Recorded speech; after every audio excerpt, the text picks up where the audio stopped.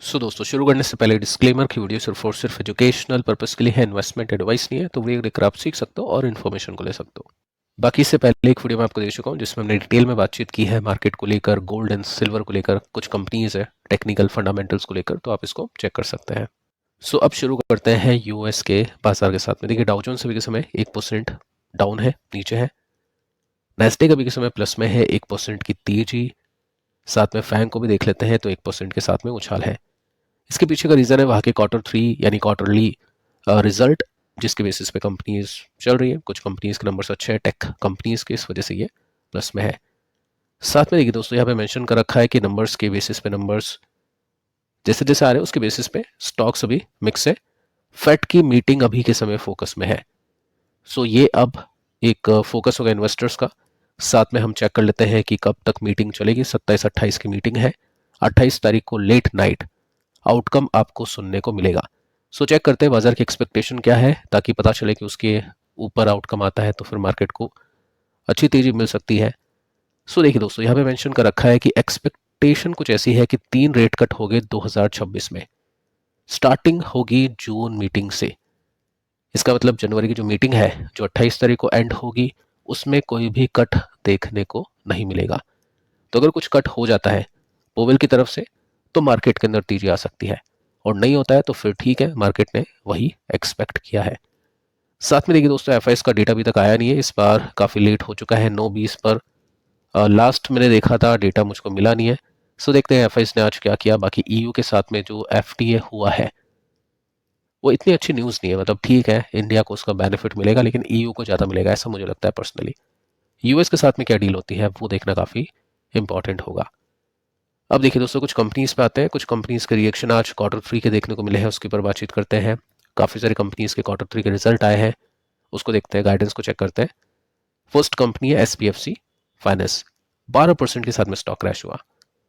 देखिए रिजल्ट इसके कैसे थे वो चेक कर लेते हैं। ग्रोथ इसमें देखने को मिलेगी। हम क्या करते हैं, परसेंटेज में देखते हैं। सेल्स 28% के साथ में बढ़ चुकी है, नेट प्रॉफिट 34% के साथ में बढ़ चुका है। तो नंबर्स तो अच्छे थे, लेकिन रिएक्शन खराब क्यों? आप देख सकते हैं यहाँ पे EPS बीटन बाय 6%, और ऐसे ही रिजल्ट इसके आते हैं। 5-6% के साथ में बीट मिस चलता है, या इनलाइन रिजल्ट हम इसको बोल सकते हैं। कमेंट्री कुछ ऐसी थी कि लीडरशिप में चेंजेस हुए हैं। आप देख सकते हैं प्राइमरी जो ट्रिगर है सेलिंग का वो ये है कि कंपनी के जो अभी MD और CEO है, नेम पढ़ सकते हैं, वो अपने पद से हट जाएंगे 1 अप्रैल 2026 से। वो नॉन एग्जीक्यूटिव वाइस चेयरमैन का रोल संभालेगी CEO से। तो जो डेली बेसिस पे जो एक्टिविटी जिनके कंट्रोल में होती थी, CEO आपको बताइए। ये चेंजेस मार्केट को थोड़े से अनसर्टेन लगे कि इनकी जगह अब कौन आएगा, कैसा आएगा, तो उस बेसिस पे स्टॉक्स बिकता है। देखते हैं आगे चल के लीडरशिप के अंदर क्या चेंजेस होते हैं और किस तरह के रिजल्ट इसमें आते हैं। टेक्निकल्स को आगे देखते हैं एक साथ। टाटा कंज्यूमर के भी रिजल्ट आए थे आज के दिन, 3% की उछाल इसमें देखने को मिला है। तो ठीक है, नंबर्स एक्सपेक्टेशंस बीट कर चुके हैं, और तभी जाके 3% की तेजी इसमें मिली है। सुमिटोमो केमिकल 3% के साथ में स्टॉक गिरा। नंबर्स अच्छे नहीं लगे मार्केट को। आप देख सकते हैं जो प्रॉफिट है थोड़ा सा गिरा है, रेवेन्यू भी गिरा है, तो नंबर्स अच्छे नहीं लगे। मार्केट आपको बता देता है, ओपन मार्केट में जब भी रिजल्ट आते हैं रिएक्शन के द्वारा आप देख सकते हैं किसके रिजल्ट अच्छे हैं, किसके खराब है। अगर रिजल्ट खराब आ रहे हैं, स्टॉक नीचे आ रहा है, तो शॉर्ट टर्म में भूल जाओ, उसमें पैसे नहीं बनेंगे। और लॉन्ग टर्म इन्वेस्टर्स भी थोड़ा सा वेट करेंगे ताकि स्टॉक्स और भी नीचे और भी सस्ते मिल जाए। एशियन पेंट्स 3% का क्रैश, और इसमें हम देखते हैं सबसे पहले कंपनी के प्रॉफिट। 10.6 आए हैं प्रॉफिट, एस्टिमेट थी 12 की, ये बिलियन रुपीस के अंदर है। अल्टीमेटली देखने का गोल ये है कि प्रॉफिट इसके एस्टिमेट से नीचे है। साथ में हम ये भी देखते हैं कि इसका जो रेवेन्यू है वो भी एस्टिमेट से कम है क्या? डेफिनेटली यहाँ पे 90 का है एस्टिमेट, और 88 का आया है एस्टिमेट से नीचे। प्रॉफिट की मार्जिन्स को देखते हैं। प्रॉफिट के मार्जिन्स ठीक थे, एस्टिमेट थी 19.5 की, मार्जिन्स आए 20.1 के। और इसमें देखिए डेकोरेटिव जो बिजनेस इन इंडिया का, वो वॉल्यूम ग्रोथ मिली है 7.9% की, एस्टिमेट थी 8 से लेकर 9% की, तो एस्टिमेट इसने मिस किए। बड़ी बात देखिए दोस्तों ये है, गाइडेंस के अंदर इसमें सिंपली कंपनी ने कहा है, 2:15 की गाइडेंस है ये, कि demand remain weak and slow. So demand अभी भी वीक है और स्लो है। उसके बाद में शाम को 6:30 बजे के आसपास कुछ पॉइंट्स यहाँ पर सुनने को मिले कंपनी की तरफ से, जिसका रिएक्शन आप कल देखोगे स्टॉक के प्राइस में।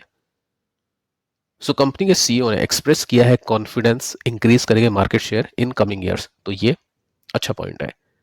साथ में कंपनी के सीईओ ने ये भी बोला है कि no plans for price changes at this time, यानी कोई भी प्राइस हाइक हम हमारे प्रोडक्ट्स में नहीं करेंगे, क्योंकि कंपटीशन काफ़ी हाई है।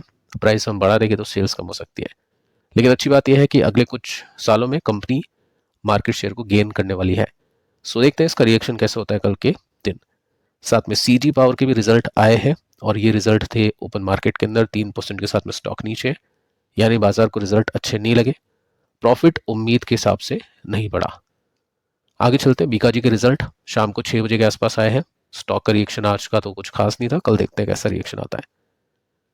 सो नेट प्रॉफिट हम एक काम करते हैं, इसको इस बेसिस में देखते हैं। सेल्स कंपनी के 11% के साथ में बढ़ चुकी है, प्रॉफिट कंपनी के 118% के साथ में बढ़ चुके हैं। लेकिन ये चीज आपको नहीं देखनी है, आपको देखना है क्यून के बेसिस में कैसा किया कंपनी ने। तो क्यून के बेसिस में डी ग्रोथ है। जब भी कंपनी रिकवरी में होती है तो मार्केट क्यू बेसिस पे देखता है कि पिछले क्वार्टर से आपने कैसा परफॉर्म किया, तभी उसको रिकवरी बोलते हैं। बट जैसा कि हमने गाइडेंस को देखा था, इस कंपनी की Q3 के लिए अच्छी नहीं थी और गाइडेंस के हिसाब से ही कंपनी ने नंबर्स दिया आई थिंक, क्योंकि कंपनी ने कहा था कि प्रॉफिट के मार्जिन टूटेंगे। सो ये ग्रोथ थी कि उनके बेसिस पे 8%, 12%, 15%, 15 पर अटक गए, उसके बाद में वापस से 12%। सो चेक करते हैं कि सबसे पहले अपन ये देखते हैं गाइडेंस क्या है या फिर क्या कमेंट्री है, फिर एस्टिमेट के साथ भी कंपैरिजन इसका करते हैं। सो कुछ छोटे मोटे इन्वेस्टमेंट के लिए कंपनी ने यहाँ पे बताने की कोशिश की है कि कुछ स्नैक्स कंपनीज को खरीद रहे हम। साथ में ये है पॉइंट जो इन्वेस्टर देखेगा कि ऑप्टिमिस्टिक है कंपनी, पॉजिटिव है कंपनी, फ्यूचर ग्रोथ के लिए फोकस करिए इनोवेशन के ऊपर, एक्सपेंशन के ऊपर और कंज्यूमर कनेक्शंस के ऊपर। सो अब दोस्तों यहाँ पे आप कंपैरिजन देख सकते हैं एस्टिमेट के साथ में। ये बीकाजी है, Q3 financial year 26। Actual revenue कितना है? 790 करोड़ का। एस्टिमेट था 788 करोड़ का। बीट है, बट इसको बीट मत बोलो, इन लाइन बोल सकते हैं, क्योंकि 2 करोड़ का ही बीट है, तो कुछ खास नहीं है परसेंटेज बेसिस में। Net profit in line, 60 to 63 की एक्सपेक्टेशन, 62 का प्रॉफिट आया। मतलब जिस तरह की गाइडेंस कंपनी ने दी थी कि 12% की होगी, तो 12% के आसपास ही मार्जिन दिए, 12.5, तो थोड़ा सा ठीक है। बाकी नंबर्स इन लाइन है, ना ही अच्छे हैं और ना ही बुरे हैं। इसके बाद में देखिए नेक्स्ट कंपनी को देखते हैं, विशाल मेगा मार्ट। इसके भी रिजल्ट आउट हो चुके हैं शाम को 7-8 बजे के आसपास। प्रॉफिट के मार्जिन में तेजी है, 16.49% का है 16.11% के कंपैरिजन में, और इसको भी अपन देखते हैं एस्टिमेट के साथ में। ठीक है, तो यहाँ पे है कंपनी का डेटा और उसके अंदर आप देख सकते हैं रेवेन्यू कंपनी का 3670 करोड़ का है और 3749 करोड़ की एक्सपेक्टेशन थी, तो ये थोड़ा सा कम है। और प्रॉफिट को देख लेते हैं, 313 करोड़ का प्रॉफिट, 313 की ही एक्सपेक्टेशन थी, 16.5% के मार्जिन है, 16.3 की एक्सपेक्टेशन थी। सो नंबर्स हम बोल सकते हैं इन लाइन है। रेवेन्यू थोड़ा सा हल्का हुआ है और आधे परसेंट या 2.20 या 20 BPS हम बोल सकते हैं, वो बढ़ने की वजह से प्रॉफिट इसका इन लाइन आ गया, नहीं तो प्रॉफिट भी इसका कम आता। तो ओके नंबर से, ठीक नंबर से। देखते हैं रिएक्शंस कैसे आते हैं टेक्निकल्स में। SBFC का चार्ट देखते हैं। स्टॉक नीचे, क्योंकि कंपनी का सीईओ चेंज होगा 1 अप्रैल 2026 से। सो मार्केट उसको लेकर थोड़ा सा डाइजेशन मोड में है। 12% नीचे इसका स्ट्रॉन्ग सपोर्ट देखने को मिल रहा है। आई थिंक ये लिस्टिंग प्राइस पर आ चुका है अभी के समय। सीजी पावर स्टॉक में फिलहाल के लिए तो दम नहीं है, बहुत अच्छे रिटर्न्स दिए थे 21-22 में, फिर 22-23 में, फिर 23-24 में, फिर 24-25 में। सो जितना यहाँ पे महंगा हुआ है स्टॉक, जितना हाई पे हुआ है, वैसे रिजल्ट अब आ नहीं पा रहे और प्रॉब्लम्स भी अभी चल रही है मार्केट के अंदर, तो स्टॉक अभी नीचे है।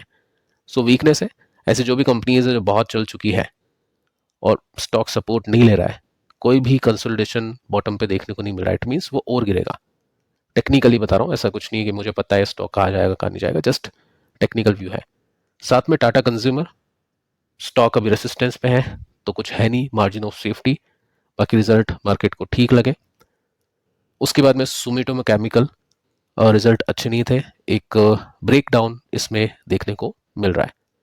इसके बाद में एशियन पेंट्स वापस से नीचे जाने की कोशिश है। अब ये जो गाइडेंस है after market closing market share को इंक्रीज करने की, देखते हैं इन्वेस्टर्स के ऊपर उसका कैसा असर होगा। बाकी सपोर्ट पर आने की तैयारी है, स्टॉक वीक है। बिकाजी एक ब्रेकडाउन दिखा है असेंडिंग ट्रेंड लाइन के अंदर, वापस अपने सपोर्ट पे आने की कोशिश में है, सो टेक्निकली ये भी वीक है। अब यहाँ पे हम देखते हैं विशाल मेगा मार्ट को, यहाँ पे भी वीकनेस देखने को मिल रही है। 20% स्टॉक अभी नीचे आ चुका है, कोई भी सपोर्ट नहीं है, और सपोर्ट वैसे देखें हम तो यहाँ पे कहीं पे देखने को मिल जाता है जो कि गैप में है। सो यहाँ पे अगर ये कंसोलिडेट करता है सो डेफिनेटली यहाँ पे कोई बाइंग इंटरेस्ट आप शायद देख पाओ। बाकी जब तक रिवर्स नहीं हो, जब तक शॉर्ट टर्म के लिए रेडी नहीं होगा। अब कौन सी कंपनी है जो बुलिश है? होम फर्स्ट फाइनेंस, 11% की तेजी आज बनी है, स्ट्रॉन्ग बाइंग देखने को मिली है आफ्टर Q3 रिजल्ट। सो आपको ये देखना है कि कौन कौन सी कंपनीज के रिजल्ट अच्छे गए, रिएक्शन अच्छा है। साथ में आप इसमें देख सकते हैं EPS बीटन बाय 2%, ज़्यादा बहुत अच्छी ग्रोथ नहीं है। EPS जस्ट 2% के साथ में बीट किए थे, लेकिन स्टिल कंपनी के स्टॉक में अच्छी बाइंग देखने को मिली है। साथ में दोस्तों आपको देखना है कि पैटर्न कैसा है और वॉल्यूम्स कैसे हैं। सो यहाँ पे आप नोटिस कर सकते हैं वॉल्यूम काफ़ी अच्छे थे। पिछली बार जब इस कंपनी के स्टॉक ने यहाँ पे रिवर्सल दिया था तो भी वॉल्यूम काफ़ी अच्छे देखने को मिले थे, उसके बाद में स्टॉक ने काफ़ी अच्छी तेजी दिखाई। सेम पैटर्न अभी आपको यहाँ पे बनता हुआ देखने को मिल रहा है। अब यहाँ पे अपन ये चेक करेंगे कि कितना गैप है, रेसिस्टेंस कैसे देखेंगे। ये 2 पॉइंट्स रेसिस्टेंस के, इनको बेसिस बना सकते हैं और लाइन को एक्सटेंड कर सकते हैं। सो ठीक है, टेक्निकली यहाँ से भी स्टॉक एक रिवर्सल दे चुका है वॉल्यूम बेसिस में, और अगर यहाँ से अपने रेसिस्टेंस को हिट करता है तो 35% की ग्रोथ इसमें फिलहाल यहाँ से भी देखने को मिल रही है। लेकिन कोई गारंटी नहीं है वन गो में जाएगा, बीच बीच में करेक्शंस वगैरह सब चीज़ें चलती हैं, आपको बताइए। और अगले क्वार्टर के रिजल्ट भी मैटर करेंगे, क्योंकि ये टाइम लगता है, तकरीबन इसको ऑल टाइम हाई पहुंचने में 4 से लेकर 5 महीने लग जाते हैं, जिसमें Q4 के रिजल्ट भी आ जाएंगे। सो ये सब चीज़ें आपको देखनी पड़ती है, टाइम फ्रेम, किस तरह के ब्रेकआउट्स हैं, कैसे रिजल्ट है, और किस तरह का कन्विक्शन आपको इसमें बनाना है। ठीक है, तो फिलहाल दोस्तों इस वीडियो में इतना ही। पिछले वीडियो को आप देख लेना, मिलते हैं कल, तब तक के लिए शुभ रात्रि।